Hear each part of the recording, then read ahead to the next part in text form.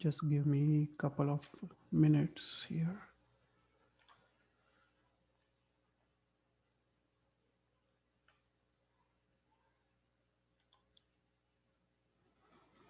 Okay, so let's get started. Let's start with the Nokar mantra. Namo Ariyantaram, Namo Siddharam, Namo Ayariyanam, Namo Vajjayanam, Namo Loe Savvasahuram, Eso Panchanamukaro, Savva Pava Panasano, Manglarancha Savvesim, Paramam Havai Mangalam. So, welcome everyone. Welcome to our first class of 24 Tirthankar Jeevan Charitra or life stories of 24 Tirthankar Paramatma. So, the life stories of 24 Tirthankar Paramatma is explained in great details in our Shastra that is called Trisashti Salaka Purush Charitra. Now, this Shastra is written by Kalikal Sarvagnya Hemchandracharya in the 12th century. Now, Kalikal Sarvagnya Hemchandracharya was known as one of the greatest acharyas of the Kalikal. So by Kalikal, we mean the fifth ara. So currently, of our present times, Kalikal Sarvagnya Hemchandracharya has written thousands of shastras and crores of sloks in various languages like Prakrit, Sanskrit, Abrahams, and Old Gujarati. So Trisasri Salaka Purush Charitra is one of his greatest shastras. So what is Trisashti Salaka Purush Charitra? The literal translation of Trisashti Salaka Purush Charitra is life stories of 63 great men. So who are these 63 great men? So these 63 great men are 24 Tirthankars, 12 Chakravartis, 9 Vasudevs, 9 Bardevs, and 9 Prativasudevs. So total we have got 63 great men. And the Shastra is known as Trisashti Salaka, that is 63 Purush Charitra. So this Shastra explains the life stories and Jeevan Charitra of all these 63 great men. So whenever we are learning the Jeevan Charitra of any of the Tirthankar Paramatma, the first bhav of the Jeevan Charitra is the bhav they achieve Samyak Darshan. So it's the bhav they achieve the fourth Gunastanak. Now, if you have any questions anywhere, please let me know. I know it might be difficult for some of the kids, but I'll try to explain as much as possible. So before we start our Jeevan Charitra, I want to explain some of the basic concepts so that we can understand the Jeevan Charitra in much better manner. So first concept I want to explain is the concept of Kal Chakra. So in our Jain Sashan, we believe the time is infinite, right? Time has no beginning or time has no end. And this time is divided into infinite equal time cycles. And this we call as Kal Chakras.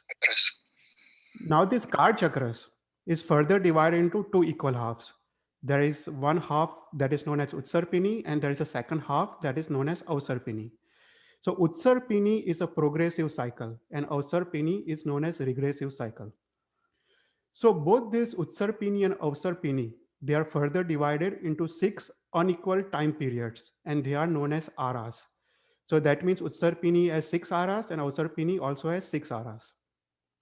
So in Utsarpini, it's a progressive cycle in which the happiness, the strength of the body, the age, and even the dharma aradhana increases. And in the Avsarpini, the happiness decreases, the strength of the body, and the dharma aradhana also decreases in the Avsarpini. So currently we are in the Avsarpini Kal Chakra, and currently we are in the 5th Ara, and it's known as Dukkham. So let's see the Kal Chakra. So so Kal Chakra is Utsarpini plus Avsarpini makes one Kal Chakra. Now each Kal Chakra is of 20 Kodakori Sagaropams. That's a time. So each Avsarpini is 10 Kodakori Sagaropam and Utsarpini is also 10 Kodakori Sagaropams. So the first Ara is known as Sukham Sukham. It's of 4 Kodakori Sagaropams. The second Ara is Sukham. It's of 3 Kodakori Sagaropams. The third Ara is Sukham Dukkham. It's a 2 Kodakori Sagaropam.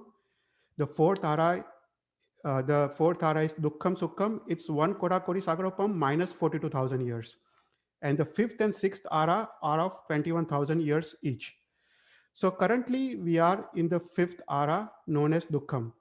And in this ara, after the Nirvana of Bhagwan Mahavir, this ara has started, and 2600 years have passed in this ara.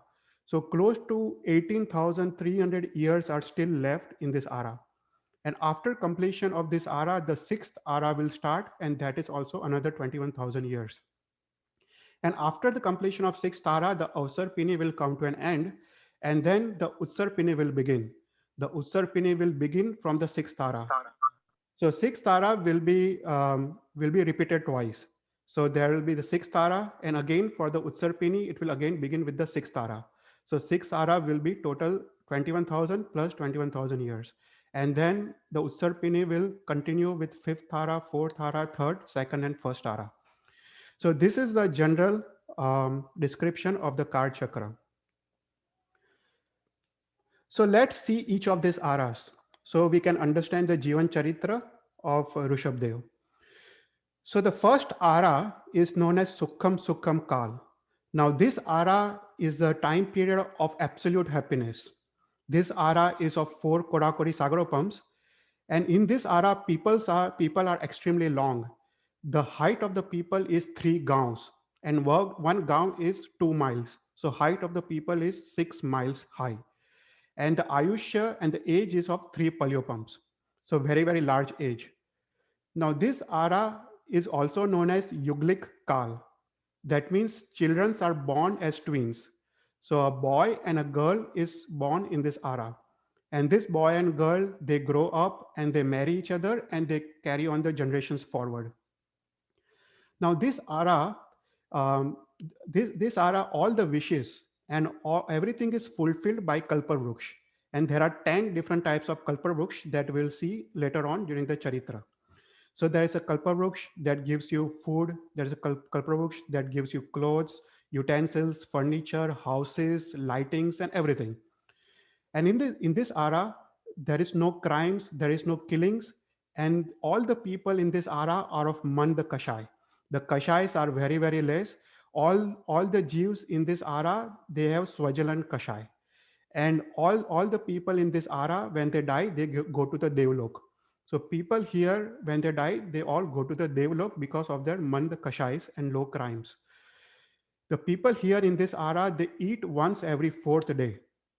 So even though their body is so tall, but their food requirement is very, very small. They eat once every 4th day. So that is the first ara. The second ara is Sukham Kal. Here there is happiness, but the happiness is not absolute. In this ara, it's of 3 Kodakori Sagarapams, and this ara is also known as Yuglik Kal. So in this ara, the same boy and girl are born, and they marry each other, and then they carry the generations forward. Now in this ara, people eat every 3 days instead of every 4 days. Now people start eating more often. So in this ara, people are 2 gaons, around 4 miles high, and the Ayushya is 2 Palyopams. Now in this ara, the power of the wish-giving trees, the Kalparvruksh, goes on decreasing. So Kalparvruksh is not as powerful as the first ara. Now again, people who are born in this ara, they are all Mand Kashai, and they all go to the Devlok in the next BHAV. Now the third ara is Sukham Dukkham Kar. Now this ara is very, very important. So in this ara, the happiness is more than misery. And in this ara, the first Tirthankar Paramatma is born. So in any Utsarpini or any Avsarpini, in this ara, third ara, the first Tirthankar Paramatma is born. Now in this ara, the people are around 1 gaon tall, so around 2 miles in height. And here, the power of the Kalparvruksh almost diminishes and comes to an end. So therefore, the first Tirthankar, Rishabhdev Bhagwan, teaches the arts and science to the people. He teaches 72 different skills to men and 64 different skills to women. And this ara comes to an end after the Nirvana of the first Tirthankar Paramatma. It comes to an end after 3 years and 8 months after the Nirvana of the first Tirthankar Paramatma.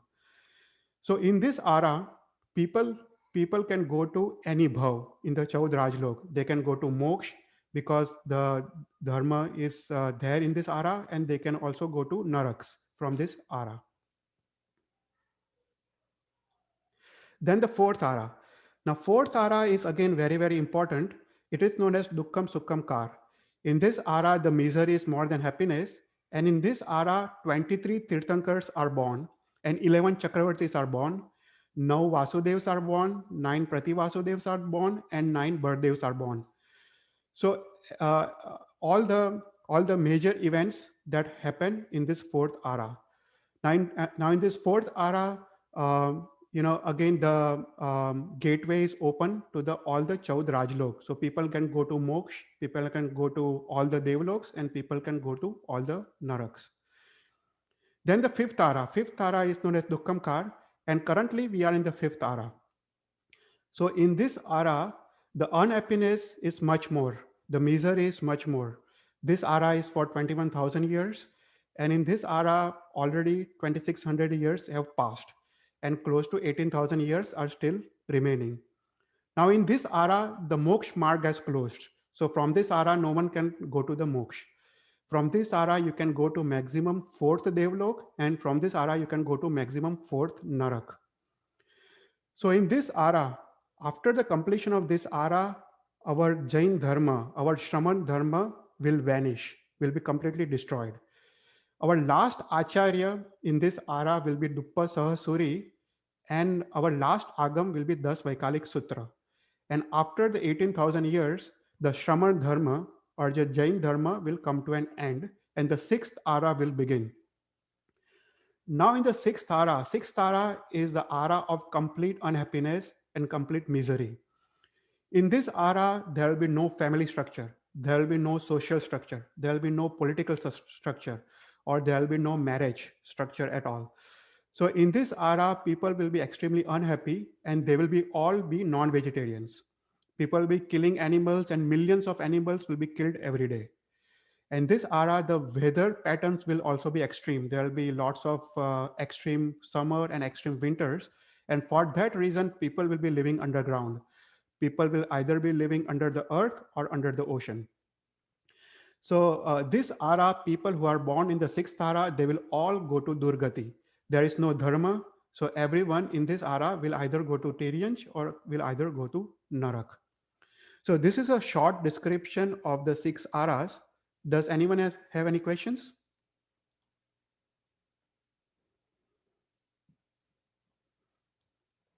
Yes, I have a question. Yes. Right now we are in the 5th ara. Yes. And how many more years to for us to go in the for the 5th ara to go in the 6th ara? 18,300. Oh, okay. Yeah. So we still have lots of time, but the important thing here to know is we have to do dharma aratna. So we are not born in the 6th ara. Because if you are born in the 6th ara, you will be mandatory. You will go to either Narak or you will go to Tiryansh, because you will be doing lots of crimes and lots of non-vegetarian foods and stuff. So important thing is, do as much as dharma aratna in this ara, because from this ara you can still go to the devlok, and you can still go to the Mahavidya Kshetra from this 5th ara. So Chetal, by anyways, we are not going to this thing, right? अपने like अपने वैसे भी है ना, नरक में ही जाने वाले हैं, right? इस आरा में. नहीं. 5th ara से you can go to devlok, you can go to Mahavidya, you can also become manushya. बरोबर. तो वापस बर्थ होगा अपना, right? तो अगर 6th ara में आ सकता है, right? हम लोग आ सकते हैं, right? Yeah. So only thing is you have to skip the Bharat Kshetra. So if you do dharma, you are born in devlok, you are born in Mahavidya Kshetra, or you are born in other karma bhumis or akarma bhumis, and you can skip the 6th ara completely in the Bharat Kshetra. Okay. Yeah. So the whole idea is to do dharma, so you are not born here in Bharat Kshetra in the 6th ara. And I have a question. Yes. So like, how many? What's one polyopum? Yeah, so here in the next screen, I'm going to describe that. Okay, so that explanation. Excuse me. Yeah, What is the Mahavideva's meaning? I mean, the Mahavidya Kshetra. yes. The Mahavidya Kshetra is another karma bhumi like Bharat Kshetra. So it's like another. There are 15 karma bhumis. So like 5 Arths, there are 5 Airavats and 5 Mahavidya Kshetras. And in this Mahavidya Kshetra, there are Tirthankar Paramatma who are currently there. And in this Mahavidya Kshetra, it's a constant 4th ara. So there is no first, second, third, and there is no 5th or 6th. It's a constant 4th ara in Mahavidya Kshetra. So just for kids to understand, is this like a planet, a different planet? Yeah, that's right. So yeah, I think what we will do is, every time we start the Jeevan Charitra for the first 15-20 minutes, I am thinking of taking some basic, similar concepts like Kal Chakra, basic geography, and all those stuff. So you can understand. But yeah, it's a different planet. So there are 5 Earths, 5 Airavats, and there are basically 32 Mahavidyas. So there are basically 5 Mahavidyas, but divided into 32 different kshetras. So these are all different planets. I have one question again. Yeah.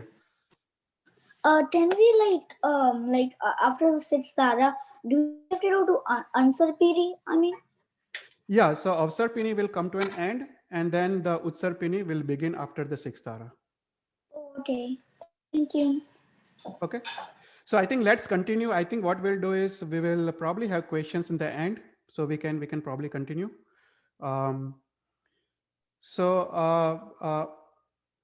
Yeah. So moving forward, there was a question: what is Palyopam, right? So here is a brief description of all the aras. So the first aras, Sukham, the age of people is maximum 3 Palyopams. Now, what is Palyopam? So in our Shastra, it is said that 84 lakh years is one Purvang, and 84 lakh Purvang is one Purva. Okay, and so Purva is very, very long years, and our calculation basically stops at Purva. So Palyopam is basically a countless years. There is no calculations after Purva. So you can just imagine as a countless years. So Susma Kal, the maximum age of people is 3 Palyopams. In Susma, the second ara, the maximum age of people is 2 Palyopams. In the third, it decreases to 1 Palyopam. In the fourth ara, the maximum age is 84 lakh Purvas. And in fifth ara, that is our ara, maximum age can be 120 years. And the last sixth ara, the maximum age is 20 years.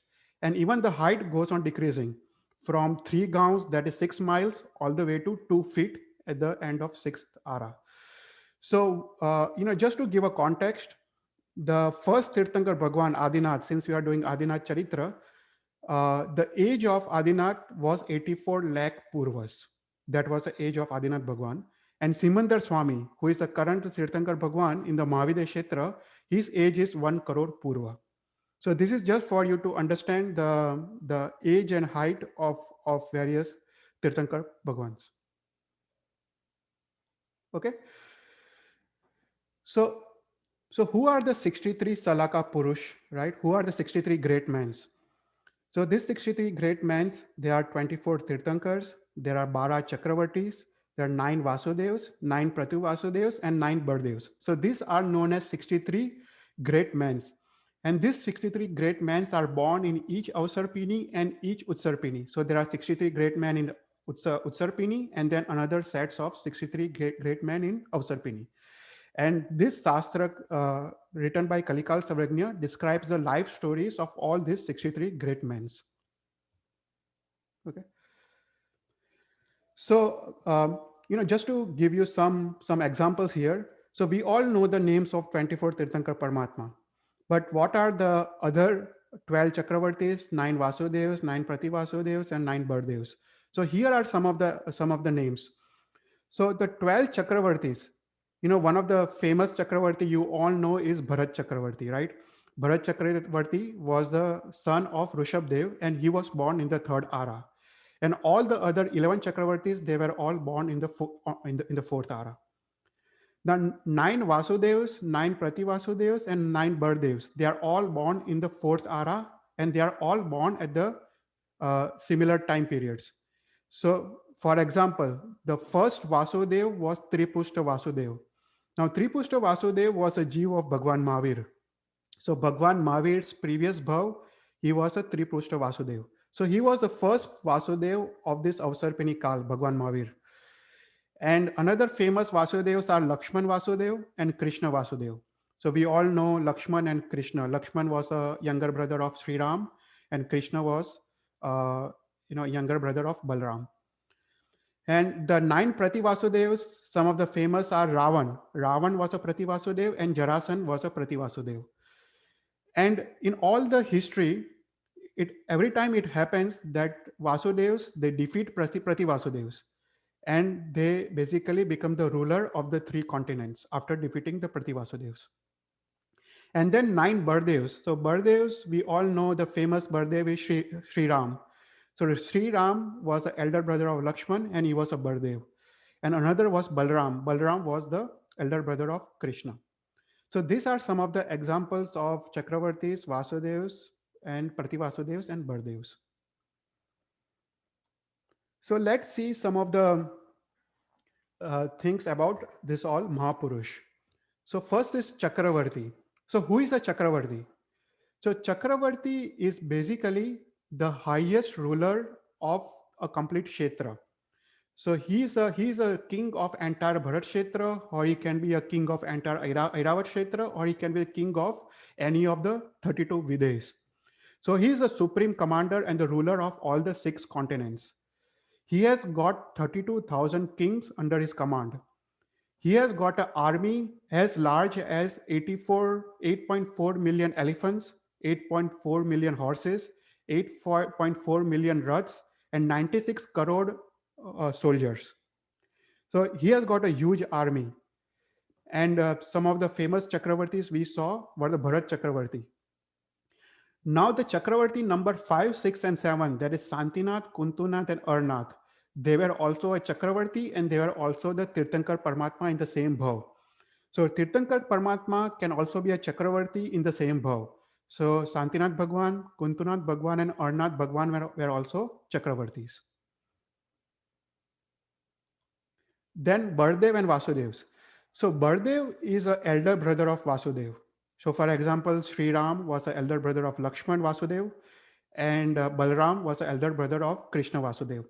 So Bardev is always an elder brother of Vasudev, and Bardev has a great affection for his younger brother. So that means they both rule the kingdom together. They go to the wars together, and they basically defeat the Prativasudevs, and they become the ruler of half of Bharat Kshetra. So they become the ruler of 3 continents. So Vasudev has got a Sudarshan Chakra, a chakra by which they can defeat any enemy. And he has got 16,000 kings under his commands. And last is Prativasudev. So Prativasudev is the initial ruler of the 3 continents. But once the Vasudev is born, Vasudev defeats the Prativasudev. For example, Sri Krishna defeated Jarasandh, and Lakshman defeated Ravan. And that's how they get the Vasudevs become the ruler of the 3 continents. Now it is important to remember that for Chakravarti, if they do not take Diksha, that means if they do not take Sanyam Jeevan, they all go to Narak, okay, because they have got lots of bhog in their life. So if a Chakravarti takes Diksha, only in that case they go to Devlok, or they can even go to Moksha. But they have to take Diksha, otherwise they all go to Narak. For Bardev can either go to Devlok or they can go to Moksha. For example, Sri Ram went to Moksha and Balram went to Devlok. Now Vasudevs, all the Vasudevs, they go to Narak. It is a compulsory thing, it's a mandatory thing because of their Pura Bhav's karma. They all go to Narak. So all the Vasudevs, Lakshman Vasudev went to Narak, Sri Krishna Vasudev also went to Narak. And the Prativasudevs, all the Prativasudevs also go to Narak. So Jarasandh went to Narak and Ravan also went to Narak. So this is some of the brief history that I wanted to share with you. So you get a context of Rishabhdev Jeevan Charitra. So here is some more information. So Sri Krishna, Vasudev, Balram and Jarasan, they were at the same time at the Naminath Bhagwan. So Naminath Bhagwan was basically elder brother, is a cousin elder brother of Sri Krishna Vasudev. And another example is Sri Ram. Sri Ram was at the time during the Munisurat Swami Bhagwan. So this is just some information that you may need to keep in mind, that there existed a Tirthankar Bhagwan during Sri Krishna's time, and there existed a Tirthankar Bhagwan during Sri Ram's period. So here is some of the informations on all the 24 Tirthankars that might be useful for you. So here are the height and the age of all the 24 Tirthankars. So if you see the height and the age, they go on decreasing because of the regressive cycle of Avsarpini. So Rishabhdev had Ayushya of 84 lakh Purva and the height of 500 Dhanushya. So each Dhanushya is around 5 to 6 feet. And then the height and age goes on decreasing. So Ajitnath, the Ayushya of 72 lakh Purvas and the age and the height of 450 Dhanushya. So if you go down and if you look at, for example, Naminath Bhagwan. So Naminath Bhagwan lived for 1,000 years and he had height of 10 Dhanushya. Parshanath Bhagwan, he lived for 100 years and he had height of 9 feet or 9 hands.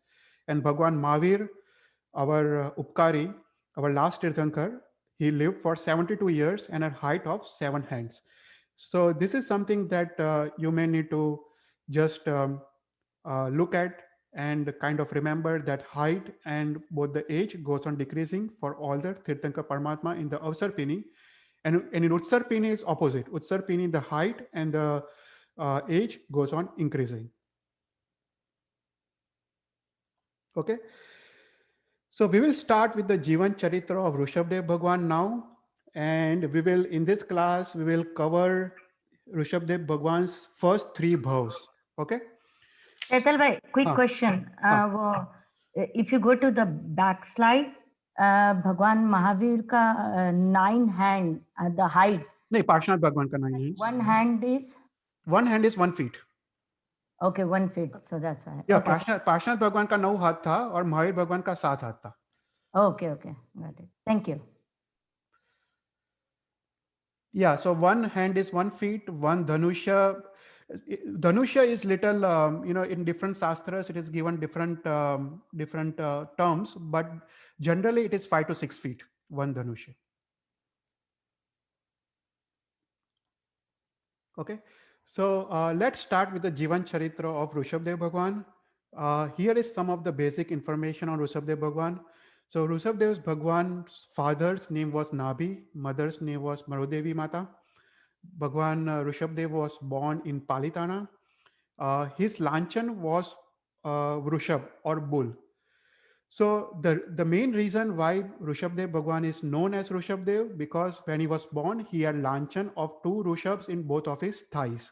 And that's why he was known as Rishabhdev.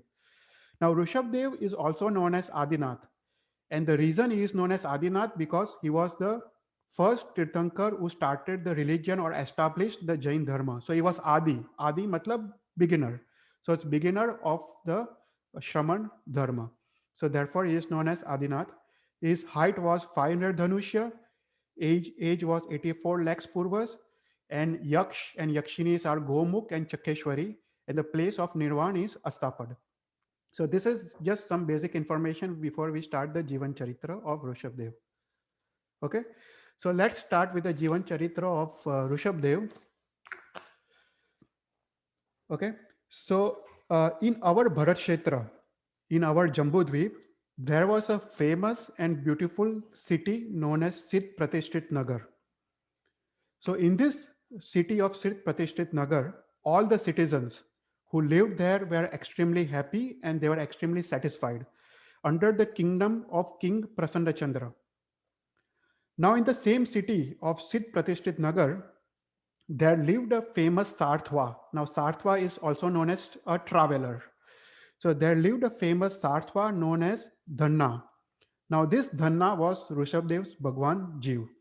So Rishabhdev Bhagwan, his 11 bhavs pehle ki baat hai, so he was a Dhanna Sarthva. So this Dhanna Sarthva was extremely rich, and he was extremely generous, and he was doing lots and lots of dan dharma, and he was also extremely compassionate Jeev. And because of his generosity and because of his dan dharma, he became extremely famous and obtained a esteemed position all over the world. He became very famous because of his compassionate nature and because of his dan dharma. Now this Dhanna Sarthva, he used to travel internationally and domestically. So he used to arrange a caravan where he used to take the people along with him for both domestic and international travels. So once Dhanna Sarthva decided to go to a city called Vasantapur. Okay. So this city of Vasantpur was very, very far away from Shit Pratisthit Nagar. There were lots of jungles, lots of mountains, lots of rivers, and lots of small villages that they need to cross to reach the city of Vasantpur. Now, therefore, since it is very, very far away, it was impossible to know and speculate the exact time schedule. You know, they didn't know when they will reach the Vasantpur. Now they are to come across very harsh winter, extreme summers, heavy rainfalls, and also they have to pass through jungles. So the problem of wild animals, problem of dacoits, and all those stuff. Now, so Dhanna Sarthva, he declared in the city that whoever is interested to come to Vasantpur can join the caravan. And he will provide everything to the people. So he will provide the full protection. He will provide the food, water, clothing, and also protection against animals, dacoits, and all the other dangers. So for many years, right, lots of people wanted to visit Vasantpur. So they were very, very excited and they joined Dhanna Sarthva enthusiastically to go to Vasantpur. So on one good day, they start their journey towards the city of Vasantpur. Just outside the city of Shit Pratisthit Nagar, they see a large Udyan. Udyan is a park where they see Acharya Bhagwan Dharmaghosh Suri Sarji Maharaj Sahib with lots of munis. So Dhanna Sarthva felt he was very, very lucky to do the darshan of Dharmaghosh Suri Sarji Maharaj Sahib before going to the Vasantpur. So he went to do the darshan of Acharya Maharaj Sahib, and Acharya Maharaj Sahib asked Dhanna Sarthva that we also want to do vihar. We also want to go to city of Vasantpur. Can we join your caravan? So Dhanna Sarthva said, hey Acharya Bhagwan, I am extremely grateful. Kindly join us and we will be very, very happy so you can join our caravan. Now Dhanna Sarthva did not know much about the Jain Dharma. He did not know about the achars of the Acharya Bhagwan. So he told his sevaks that, hey sevaks, please arrange all the appropriate food, water, and everything for this Acharya Bhagwans. So to this, Acharya Dharmaghosh Maharaj Sahib replies that, hey Dhanna Sarthva, you know, we do not consume food that is prepared for us. We only consume food that is prepared for you. And we even do not touch the sachit water from the wells and ponds. We only drink the boiled water. And that too, the boiled water needs to be prepared for you, and we cannot use any food or water that is prepared for us. So while the Acharya Bhagwan was explaining the Gochri Charya, the conducts of Bhiksacharya, how to take the food, one of the sevaks of Dhanna Sarthva came with a fruit basket and offered Acharya Bhagwans. So Acharya Bhagwan said, hey Dhanna Sarthva, we cannot even touch the sachit fruits. You know, it is forbidden.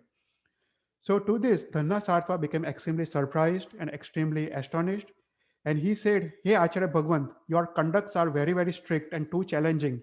But please join us. Please join our caravan. So, and we will be able to take care of you with the innocent Gochri according to your conduct. So Acharya Bhagwan and the Munis, they joined the caravan, and the caravan leaves the city of Shit Pratisthit Nagar to the city of Vasantapur. Now in this caravan, there were thousands of people, and there were hundreds of elephants, hundreds of horses, hundreds of camels, mules. It looked like the whole village was going towards the city of Vasantpur. Now the city of Vasantpur was very, very far away. So it was going to take years, not even months, to reach the city of Vasantpur. Now the days and months slowly pass by, and the monsoon season commences, and all the roads uh, gets blocked, and the caravan gets stuck in a big forest. And because of the heavy rainfall, people started constructing small huts of bamboo. So here, Dhanna's friend Manibhadra, he constructed houses for the Acharya Bhagwans and Munis. So Acharya Bhagwan and Munis, they had a safe place to stay. Now, monsoon season was very, very long, and in the forest, it was very, very difficult to get the food items. There was no grains, so people started eating only the fruits and the vegetables. And here, Dhanna Sartva became extremely nervous. He was thinking about the terrible situation of all his companions, and he became extremely nervous. He was thinking that, oh, my all my companions are does not even have food and water. And suddenly he remembers Acharya Bhagwans. After months, he all of a sudden he remembers the Acharya Bhagwan and the Mahatmas. And he says to his friend Manibhadra, oh, I made a big blunder. Since the day we started the caravan, months have passed, and not a single time I have visited the Acharya Bhagwans. We are eating fruits and vegetables, but Acharya Bhagwan and Munis, they cannot even touch fruits and vegetables. So he became extremely nervous, and immediately decided to go and pay visit to Acharya Bhagwans. So once he visits the Acharya Bhagwans, he was very surprised over the atmosphere over there. So some of the Munis, they were doing Swadhyay. Some of the Munis were deep in Kausarg and Dhyan. And some of the Munis were doing Vachnas and teaching other Munis. So Dhanna Sartva does the Namaskar to Acharya Bhagwan, and Acharya Bhagwan says Dharmalabh. And Dhanna Sartva says, hey Acharya Bhagwan, please excuse me. I was extremely lethargic and very, very ungrateful. I didn't even come to visit you. I totally forgot about you. And in this situation, I was supposed to arrange innocent food for you for your Gochri Charya, and I didn't even take care of that. To this, Acharya Bhagwan said, hey Dhanna Sartva, do not worry. You have taken care of us by giving us protection. And we are very happy here, and we are getting all the required food from the other villagers, other people in the caravan. So please do not worry about us. So to this, Dhanna Sartva said, hey Acharya Bhagwan, you are full of good qualities, and I am very, very ashamed of my behavior. So please send a couple of Munis to my hut so I can offer some food and to the Muni Bhagwans. To this forceful request from Dhanna Sartva, Acharya Bhagwan sends two Munis to the hut of the Dhanna Sartva. Here Dhanna Sartva offers the two Munis a pot full of ghee. And while he is offering a pot full of ghee, he goes into a शुभ ध्यान. उसका भाव एकदम ऊंचा होता है, and उसके कारण the kriya is of Supatradan. And at the same time, when he is offering the pot of ghee in very, very Subh Dhyan, he achieves Samyak Darshan. So at this point in life, Rishabhdev's Bhagwan's Jeev achieves Samyak Darshan because of the Utkrusht Karya of Supatradan in a Subh Bhav. So here, Dhanna Sartva gets Samyak Darshan, which is more precious than the Chintamani Ratna, because Samyak Darshan basically gives moksha. So here, Dhanna Sartva, after achieving Samyak Darshan, he basically goes to visit the Acharya Maharaj Sahib daily and listens to the Deshna of Acharya Maharaj Sahib, and slowly he becomes more and more knowledgeable about the Jain Dharma. और उसके बाद वो 12 व्रत अंगीकार करता है. So he becomes a Shravak. So he takes all the 12 vrats of Shravak and he becomes a Shravak in this bhav. So here the caravan moves forward. It reaches the city of Vasantpur, and here Acharya Bhagwan अपना विहार करते हैं, और Dhanna Sartva does the business he has come here to do. He finishes the business and goes back to the city of Shit Pratisthit Nagar. And after reaching the city, he lives for several years. He is always in Subh Bhav and in Samyak Darshan. He achieves Samadhi Maran. So he achieves Maran, death in very, very Subh Bhav in Panch Paramesti Dhyan. And because of this, in the second Bhav, he becomes a Yuglik. Okay. So now, what we learned about the Kal Chakra will come to, your understanding here. So here in the second Bhav, he is born in the Kshetra known as Uttarkuru Kshetra. Now, we will talk about geography probably in our next few classes, but Uttarkuru Kshetra is a Karma Bhumi. There are 56 Akarma Bhumis, and it's one of the Akarma Bhumis. Now, in this Kshetra of Akarma Bhumi is born as a twin, as a Yuglik. And in this Kshetra, it is the first Ara is going on. So as we saw in the first Ara, people eat every fourth day, and they are extremely strong and extremely tall. Their height is 6 miles, and they have Ayushya of 3 Palyopams. And they are very Manda Kashai. So their Kashai, that means Rag, Krodh, Man, Maya, Lobh, all are very, very less. And in this, the first Ara, people basically grow from a small baby all the way to a full adult in just 49 days.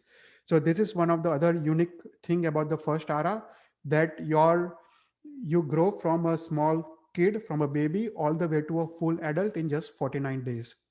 And here the Uttarkuru Kshetra is very, very beautiful. It is said the sand of the Kshetra is as sweet as sugar, and the water is as sweet as milk.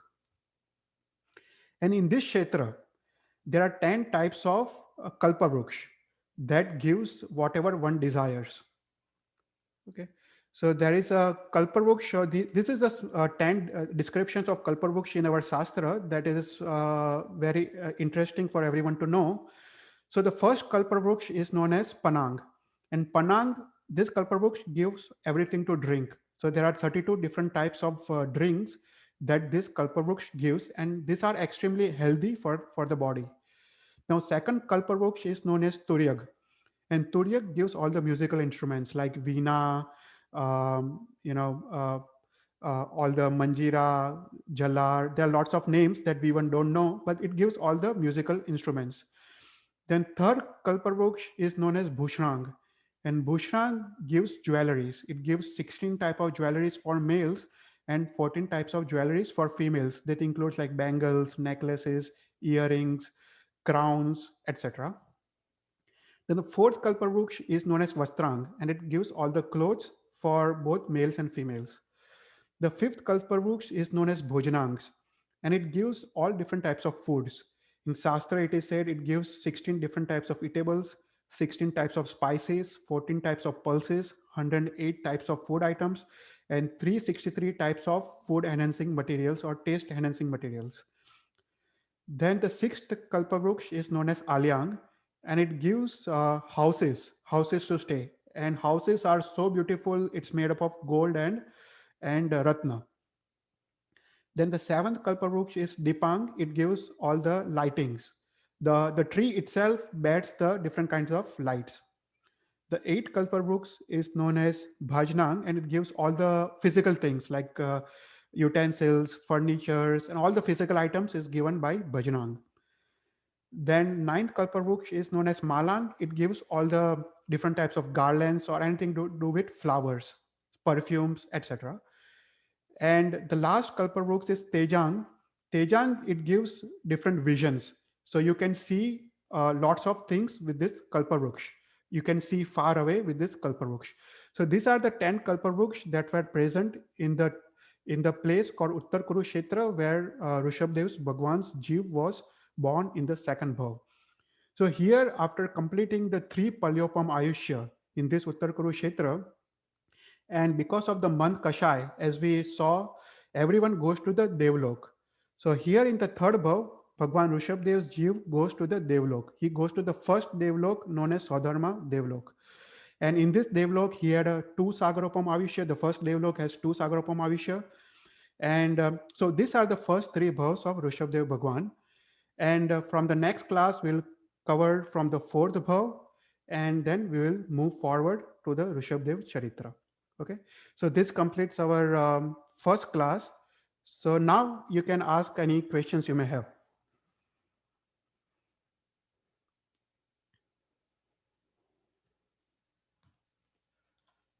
I have a question. Yeah. Like after the I have a question that after the third life he didn't did any bad karmas, I mean. In which bhav? After third one? No, third one, of course. Yeah, in Devlok, you can do both bad karma and good karma. Now, we have not gone to the fourth bhav, but in Devlok, you can do both bad karmas and good karmas. Okay, thank you. Yeah. Any more questions? I have a question. Yeah. So what is Sagarupam? Okay, so Sagarupam, you can just imagine as a countless years. There is no real number. So the scale is so large that the counting basically stops at one Purva. So we saw 84 lakh years is one Purvang and 84 lakh Purvang is one Purva. So after Purva, there is no calculations. So you just have to imagine as a countless years, the number of years that you cannot count. Okay. What is the meaning of Purva? Yeah.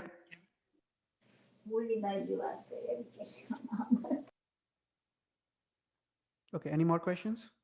What is the meaning of Purva? I mean, it's like the countless numbers. I don't know. Yeah, it's a basically a time period. It's a very large time, you can say. 84 lakhs years is just one Purvang, and 84 lakh Purvang is one Purva. So you can basically imagine it's a very large time scale. Okay. Chetal bhai, question regarding the first bhav. When Dhanna Seth was offering ghee, you said he attained Samyak Darshan. Yeah. If you could just elaborate exactly what is Samyak Darshan. Okay, sure. Yeah. So what is Samyak Darshan? So Samyak Darshan, in a literal sense, it means right faith or right Shraddha, right? But that is just a literal explanation. But if you think about Samyak Darshan, in terms of our Atma ka Vikash, right? It is the fourth Gunastanak.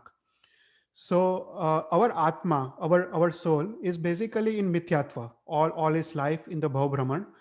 And उसके बाद एक ऐसा समय आता है और ऐसा कोई निमित्त पाके, some शुभ निमित्त like this, that उसका मिथ्यात्व खत्म हो जाता है.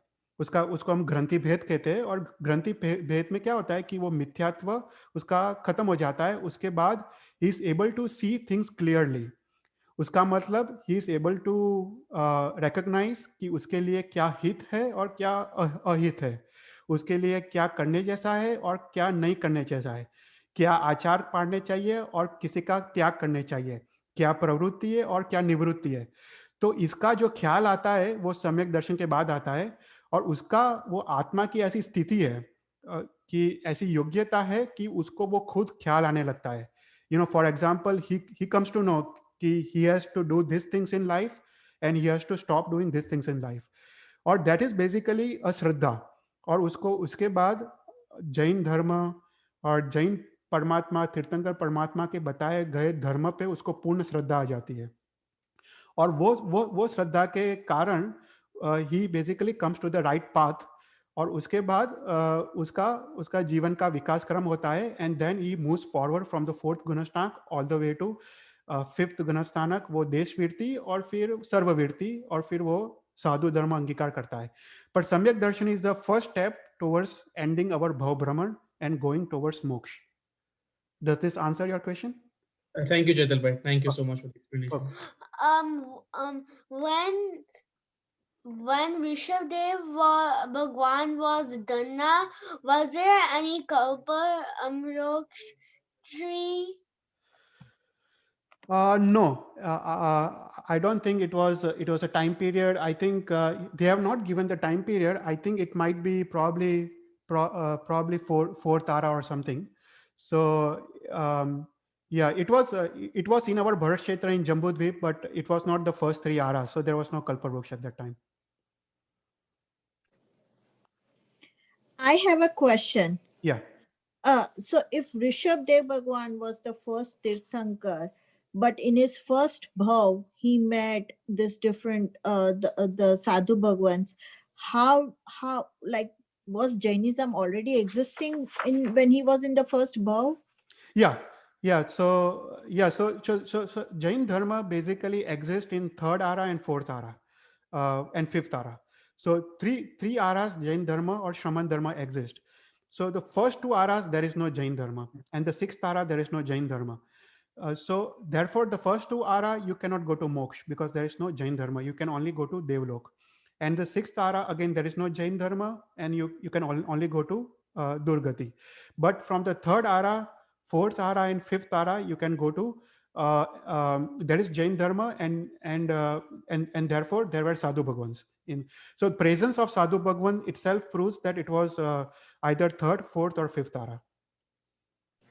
Oh, okay. Thank you. Chetal bhai, this is Chini. Yes. Chetal bhai, is it true?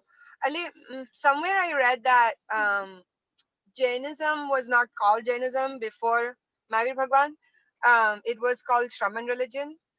And then Mahavir Bhagwan jare emne Sangh સ્થાપિત કર્યો, ચતુર્વિધ સંઘ, તો એના પછી it started being called as Jainism.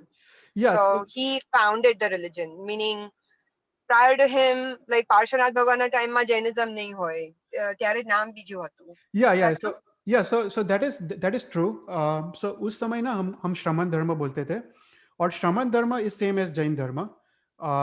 तो उसको श्रमण धर्म बोलते हैं. और श्रमण वर्ड इट कम्स फ्रॉम श्रावक, एंड श्रावक धर्म कम्स फॉर 12 वर्ष ऑफ श्रावक. तो जो भी 12 वर्ष ऑफ श्रावक अंगीकार करते थे उसको श्रमण कहते थे. तो बेसिकली श्रमण धर्म, so it was the same धर्म. और पर पार्श्वनाथ भगवान के वक्त ना उसको डिफरेंट धर्म कहते थे, उसको निर्ग्रंथ धर्म कहते थे. So there was a different term during Parshvanath Bhagwan time frame. It was known as Nirgranth Dharma. और उसके बाद भगवान महावीर के बाद तो we use both the terms. We use Shraman Dharma and we use Jain Dharma, पर we do not use Nirgranth Dharma. Okay. And so Shraman Dharma એટલે 12 વ્રત તો પહેલાથી જ હતા. So then so મહાવીર ભગવાને જ્યારે સંઘ સ્થાપિત કર્યો, so we teach our kids કે એમને બધા રૂલ્સ બનાવ્યા કે ભાઈ આ 12 વ્રત છે, શ્રાવકના 12 વ્રત છે, અને સાધુ સાધ્વીના આ ગુણ છે ને બધું છે. બધું જે રૂલ્સ જે હતા, that was part of Chaturvid Sangh and the Sthapna. So that's not the case. We are saying કે 12 व्रत પહેલેથી જ હતા. या डेफिनेटली. यस. सो धर्म तो पहले से ही था. जब ने ऋषभदेव ने धर्म स्थापित किया, तब से अपना धर्म चलते आ रहा है, and it will continue till the end of the fifth ara. उसके बाद श्रमण धर्म. No, I understand. Yeah. But yeah, like the Bharats were also there. या 12 वर्ष were there. पर ना उसमें क्या होता है कि हर एक तीर्थंकर का आचार अलग होता है. सो आचार में भेद होता है. So for example I will give you कि ऋषभदेव और महावीर भगवान का आचार अलग थे, और बीच में जो 22 तीर्थंकर थे उनके आचार काफी अलग थे. तो फॉर एग्जांपल जो बीच में जो 22 तीर्थंकर थे, तो उसमें हम प्रतिक्रमण की क्रिया नहीं थी. ओके.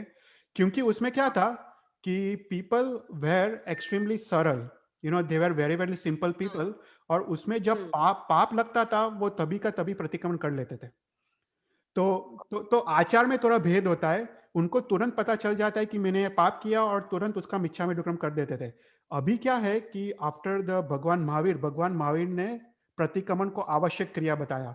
तो he gave a slightly different path because our mindsets are very different. हम लोग वक्र है और हम लोग जड़ है. बोलते हैं कि जो फिफ्थ तारा के लोग होने वाले हैं, they are going to be complex, मतलब वक्र, and they are going to be stubborn. हम लोग मानते नहीं है. हम लोग, कोई हमको बोले कि तुमने ये पाप किया, हम लोग आर्ग्यू करेंगे कि मैंने ये पाप नहीं किया.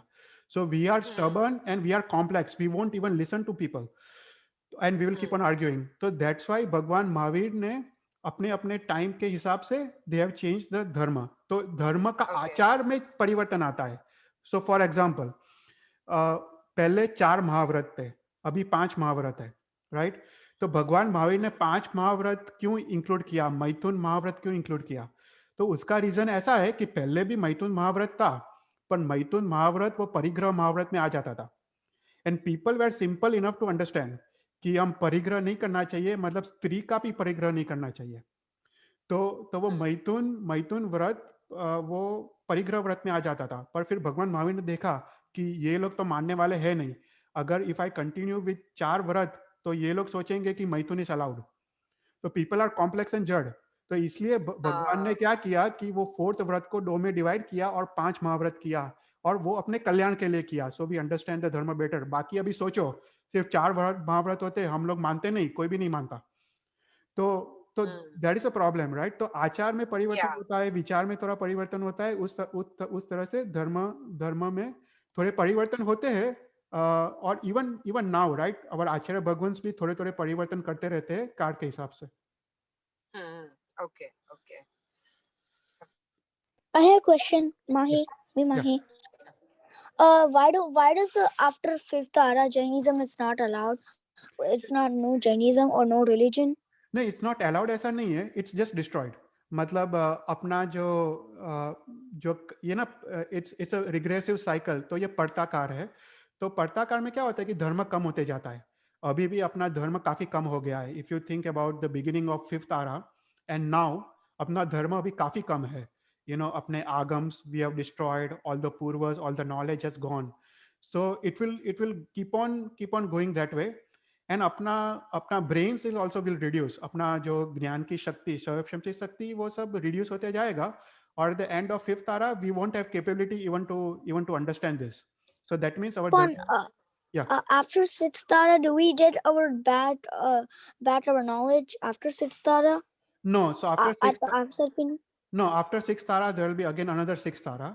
तो उसमें भी धर्म नहीं होगा. उसके बाद 5th आरा आएगा, और वो 5th आरा में भी धर्म नहीं होगा, क्योंकि भगवान 4th आरा में धर्म की स्थापना करेंगे. तो अवसर पिनी में, उत्सर पिनी में थोड़ा अलग होता है. बट द नेक्स्ट 6th आरा और उसके बाद 6th आरा और 5th आरा में धर्म नहीं होगा. Okay, thank you. Okay, I just wanted to ask, is Jainism a religion that is of human origin, or is it a religion that has been preached by God? Okay, so Jain धर्म की स्थापना only happens after केवल ज्ञान. Okay, so भगवान जब छद्मस्त है, मतलब जब वो दीक्षा पर्याय में है, तब वो मौन में होते हैं. Okay, so Bhagwan does not establish the religion when he is in Chadmast. He only establishes the Chaturvid Sangh and Jain religion after he achieves केवल ज्ञान. और उसी समय चतुर्विद संघ की स्थापना करती है. तो that means our religion is done only after केवल ज्ञान. Does that answer your question? Yeah, yes, it does. Thank you. So चेतल भाई, तो जितनी बार भी मतलब तीर्थंकर बने, right? तो every time Chaturvid Sangh was established? Yeah. So new Chaturvid Sangh will be established, and new Achar and new Vichar will be established according to the new Tirthankar Bhagwan. Okay. And accordingly, yeah, थोड़े परिवर्तन आएंगे. हाँ, थोड़े rules and regulations में परिवर्तन आएंगे. According उनको जो अपने केवल ज्ञान में जो जैसा उनको भाषित होता है, उस प्रकार से वो चेंजेस लाएंगे. Okay. And the Navkarsimala is this very simple example for this era or generation, right? Or this time period. Can you repeat that again? वो पता है, आपने बताया था कि नवकारसी का जब पचखान पहले कैसे लेते थे, before sunrise. Right. And now we can take 48 minutes within 48 minutes after sunrise. Right, yeah. तो वो है, मतलब that is one example. Even हमने 4 महाव्रत और 5 महाव्रत की बात किया कि that is another example. और इसमें क्या होता है, जैसे पार्श्वनाथ भगवान के जो भी मुनि भगवान थे, there is only 100-year difference between Parshvanath Bhagwan and Mahavir Swami Bhagwan, or probably 200 years, sorry. तो उसमें क्या होता है कि जो पार्श्वनाथ भगवान ने जो धर्म स्थापित किया, it's still continuing, पर उसके बाद जैसे केसी गणधर थे, तो केसी गणधर was at the same time as Guru Gautam Swami. तो पार्श्वनाथ भगवान के गणधर existed at the same time when Gautam Swami also existed. पर क्या होता है कि जब भगवान महावीर चतुर्विद संघ की स्थापना करते हैं और श्रमण धर्म की, जैन धर्म की स्थापना करते हैं, then all the munis from Parshvanath Bhagwan will basically come into भगवान महावीर. तो फिर वो भगवान महावीर का धर्म अंगीकार करते हैं और वो उस तरह से ही अपने अपने आचार करते हैं जो भगवान महावीर ने बताए उसके बाद। Okay okay, thank you. Chaital bhai, जब जैन धर्म डिस्ट्रॉय हो जाएगा तो अपने जो शाश्वती नवकार महामंत्र है, अपना शाश्वती तीर्थ, अपना पालितना, उन सब का क्या होगा? या वो सब भी चला जाएगा, एवरीथिंग विल गो अवे। जो शाश्वत है वो उसको शाश्वत बोलते हैं, पर शाश्वत कौन सी अपेक्षा से बोलते हैं? शाश्वत वो 14 राजलोक की अपेक्षा से बोलते हैं। तो ये भरत क्षेत्र में तो नौकार सब कुछ चला जाएगा, देयर वोंट बी एनीथिंग। पर उसका मतलब नहीं कि नौकार मंत्र नहीं रहेगा, नौकार मंत्र दूसरे क्षेत्र में रहेगा। अच्छा, तो सिर्फ भरत, ओके ओके ओके। या वो 14 राजलोक की अपेक्षा से शाश्वत है। Okay. Excuse me. Yeah. Why do only in Bharat Kshetra everything will destroyed in Siddha, not any other era, any other places? नहीं, वो सब में होगा। Only in मतलब वो पांचों पांच भरत में होगा। It will be happening in all the 5 Bharat Kshetras and all the 5 Airavat Kshetras. It does not happen in Mahavide and does not happen in 56 Karma Bhumis. So only in 10 Karma Bhumis this happens because the cycle is going. In Mahavide Kshetra there is no cycle. There is a constant 4th ara, and all the Akarma Bhumis there is constant 1st ara. तो वहाँ पे ये सब नहीं होता है, सिर्फ 5 Arths and 5 Airavats, there is a time cycle. Okay.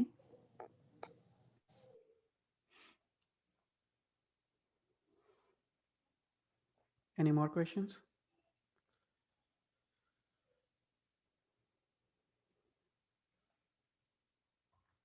Okay, so I think we can. Chetal bhai, I have a question. Yeah. So can you elaborate a little bit on Keval Gnan? What exactly is Keval Gnan? Sure. तो केवल ज्ञान क्या है? 4 घाती कर्मों का क्षय से केवल ज्ञान उत्पन्न होता है। सो ज्ञानावर्णीय, दर्शनावर्णीय, अंतराय एंड मोहनीय कर्म। सो 4 घाती कर्म का नाश होता है तो केवल ज्ञान उत्पन्न होता है। तो केवल ज्ञान है क्या? केवल ज्ञान एक आत्मा का स्वभाव है, राइट? ज्ञान अपना स्वभाव है, दर्शन अपना स्वभाव है और आनंद अपना स्वभाव है। तो जब घाती कर्म नष्ट हो जाते हैं तो आत्मा में जो आवरण है अपने स्वभाव को जो ढांकता है वो आवरण चला जाता है, तो स्वभाव अपने आप से प्रकट हो जाता है। और केवल ज्ञान क्या है? केवल ज्ञान बेसिकली ऐसा है कि इट्स अ कैपेबिलिटी ऑफ आत्मा कि एवरी समय वो 14 राजलोक के समस्त पुद्गल के समस्त द्रव्य गुण पर्याय और प्रति समय अनंत काल के अनंत भूत, वर्तमान और अनंत भविष्य को प्रति समय वो जानता है। Well, he gets all the knowledge every samay of all the infinite pudgals in the 14 Rajlok. That is the capability of Atma. So Atma is infinitely capable of acquiring knowledge. So basically that is Keval Gnan. I have a question. Thank you. Huh. So why does every Bhagwan has to establish everything again about Jain religion? Yeah, it is just an achar. You know, the dharma still exists. जैसे पार्श्वनाथ भगवान का धर्म still exists, but it's just the आचार। तो उसका जो तीर्थंकर नाम कर्म होता है तो उसके कारण वो चतुर्विध संघ की स्थापना करते हैं, and then he has to move the dharma forward, right? That's the whole purpose. तो उनका मकसद है कि जो धर्म अभी जो चल रहा है तो उसको वो मूव फॉरवर्ड करते हैं और फिर वो वापस he gives all the knowledge to the Gandhars. So it's just the process that happens because of Tirthankar Naam Karma. Does the Gandhar change? I mean. Yeah. Gandhars are different for each Tirthankar, right? Okay. Yeah. But you see then like the past one when the till the like Parshvanath Bhagwans, some Gandhars were like coming to the Mahavir Swami ones. Yeah. I don't know. No. The Gandhar weren't coming, but they just follow the Mahavir Swami Dharma. So, okay. Yeah. Gandhar, because it was so close, right? Parshvanath Bhagwan and Mahavir Swami Bhagwan, they were so close to each other in terms of time span that some of the Munis and Gandhars still existed during Mahavir Swami. So they just follow they just follow the Mahavir Swami's Dharma after that. So wo so they're just following the new achars. जो भी new achar है, they just start following.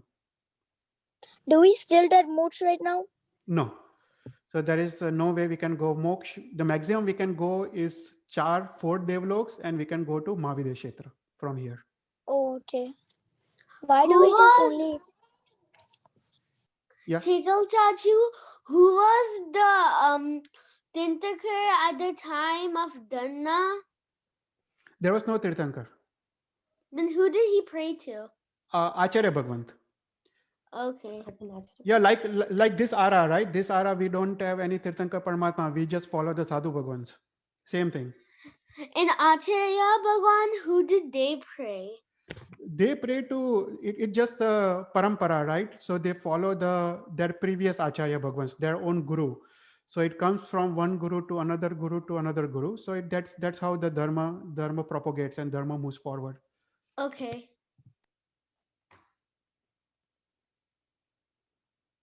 Okay, any more questions?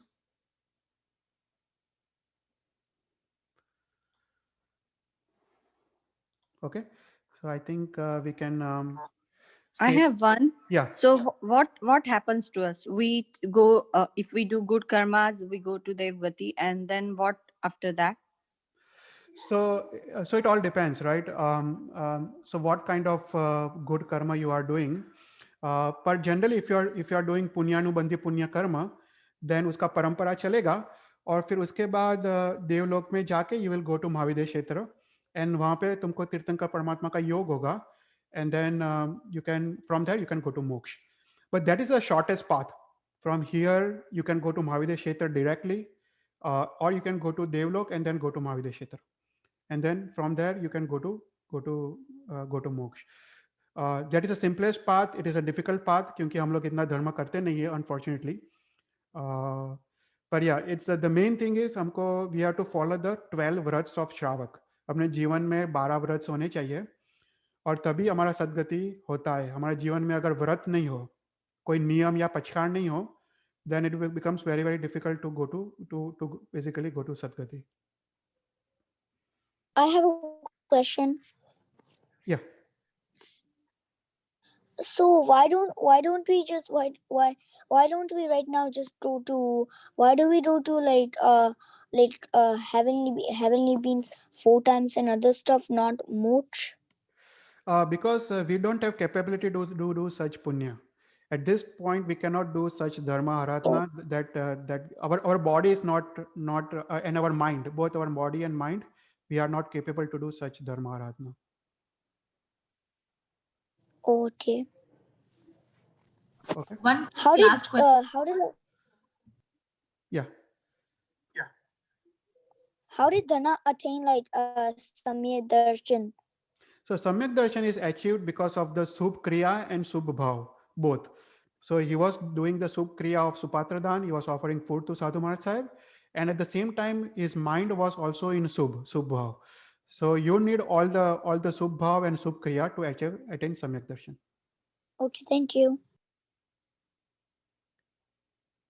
Yes, there was one more question. Yes, just I wanted to ask, Tirthankar नाम कर्म केवे रीते बनता है? So तीर्थंकर नाम कर्म के लिए काफी रिक्वायरमेंट्स है. एक तो सबसे बेसिक है सर्व जीव करो शासन रसी, ऐसा भाव. तो मतलब अभी तुम सोचो, right? It's a very very good question. तुमको जीव के प्रति द्वेष है, you don't like some people, वो जीव द्वेष है. पर तीर्थंकर परमात्मा के आत्मा जो होते हैं, वो लोग को सभी जीव के प्रति मैत्री होता है. And they love the people, all the jeev, they love to such an extent कि उनको ऐसा भाव आता है कि अगर मेरी शक्ति हो, अगर मेरी कैपेबिलिटी हो, तो ये सभी जीव को मैं श्रमण धर्म जैन धर्म दूं और सम्यक दूं उनको, और उनको मैं मोक्ष ले जाऊं, और उनको ये भव भ्रमण और ये भव दुख से मुक्त करो. तो ऐसी तीव्र भावना, ऐसी तथाभव्यता, उसको तथाभव्यता कहते हैं, ऐसी तीव्र आत्मा की योग्यता और ऐसा भाव, सो दैट इज अ भाव. पर क्रिया में वो लोग 20 तानक तप करते हैं. तो 20 तानक तप की आराधना करते हैं. पर अगर सिर्फ 20 तानक तप तुमने द्रव्य से किया और भाव से ऐसी भावना नहीं हो, तो तीर्थंकर नाम कर्म उपार्जित नहीं होता है. तो कोई भी चीज के लिए दोनों द्रव्य से होना चाहिए और भाव से होना चाहिए. सो बेसिकली तुम्हारे जीवन में प्रेम, मैत्री, करुणा, प्रमोद, वो 4 भावना है. वो भावना अंदर तक होनी चाहिए और सभी जीव के प्रति होनी चाहिए, और वो उत्कृष्ट लेवल की होनी चाहिए, पराकाष्ठा की लेवल की, तब वो जाके तीर्थंकर नाम कर्म उपार्जित करता है। Okay, thank you. Okay, so I think we can. चेतल भाई, sorry, last question. हाँ, ऋषभदेव भगवान के कितने जन्म हुए before he become the तीर्थंकर ऐसे? I think 12 या 13. मेरे को एग्जैक्ट नंबर याद नहीं है, पर Dhanna सार्थवा was the first bhav, and after that there are 12 or 13 bhavs. Wow. Okay. Yeah, so we'll go over the whole story. हमने 3 भाव को कवर किया। ऐसे मोस्ट ऑफ भाव तो ऐसे देवलोक और वो होंगे, तो इतना कवर करने की जरूरत नहीं है, पर we'll cover each and every bhav in some details. Yeah. Can I have a question? Yeah. So do we still attend right now after Bhagwan Maheshwami? Do we still attend Tirthankar Nam Karma? Yeah, definitely. We can still attempt Tirthankar Nam Karma in the fifth ara. Yes. Oh, okay.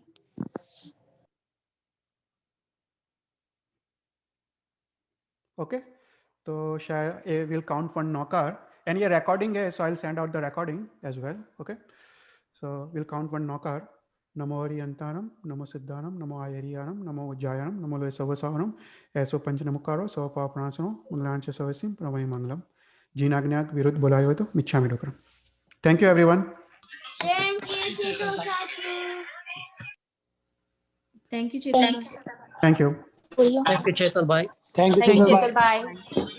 Thank you, Chetal. Bye.